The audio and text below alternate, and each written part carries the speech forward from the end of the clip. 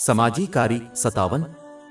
सही बुखारी नंबर 6032 में मौजूद एक हदीस में हुजूर नबी अकरम सल्लल्लाहु अलैहि वसल्लम ने तंबी फरमाई कि क़यामत के दिन बदतरीन लोग वो हैं जो अपने बुरे अमल की वजह से बच जाएंगे।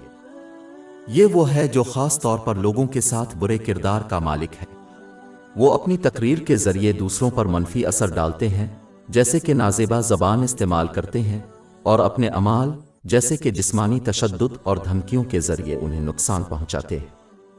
जैसा कि अच्छा किरदार क़यामत के तराजू में सबसे भारी चीज़ होगा, इसलिए जामे तिर्मिज़ी नंबर 2003 में मौजूद एक हदीस से अंदाज़ा लगाया जा सकता है कि बुरा किरदार कितना अहम होगा।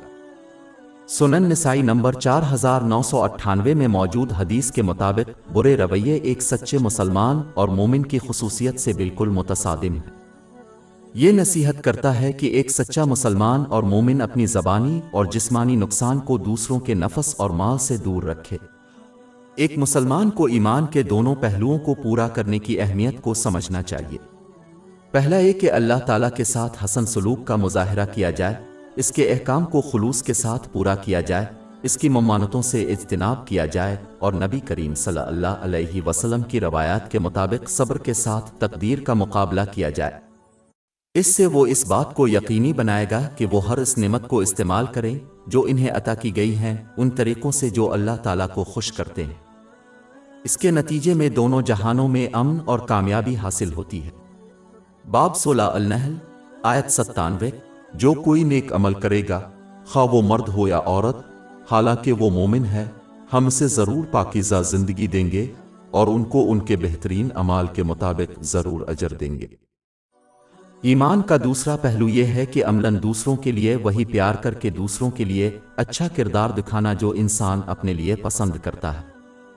जामे तिर्मिज़ी नंबर 2515 में मौजूद हदीस के मुताबिक यह एक सच्चे मोमिन की खुसूसियत है। बिलाशुबा इसमें दूसरों के साथ हसन सलूक करना भी शामिल है, जैसा कि कोई चाहता है कि लोग उनके साथ हसन सलूक करें। आखिर में एक मुसलमान को हमेशा अपनी बात अमल के ज़रिए दूसरों पर जुल्म करने से गुरेज करना चाहिए।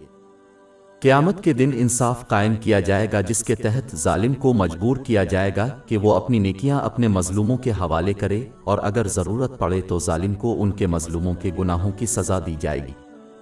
इससे जालिम को जहन्नम में डाला जा सकता है।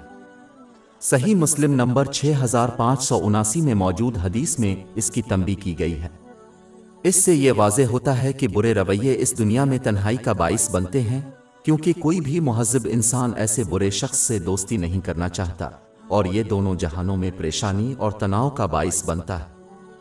हमारी वेबसाइट www.sheikhpod.com पर 400 से ज़्यादा मुफ्त e-books, audio books, infographics, podcast और ब्लॉग दस्तयाब है।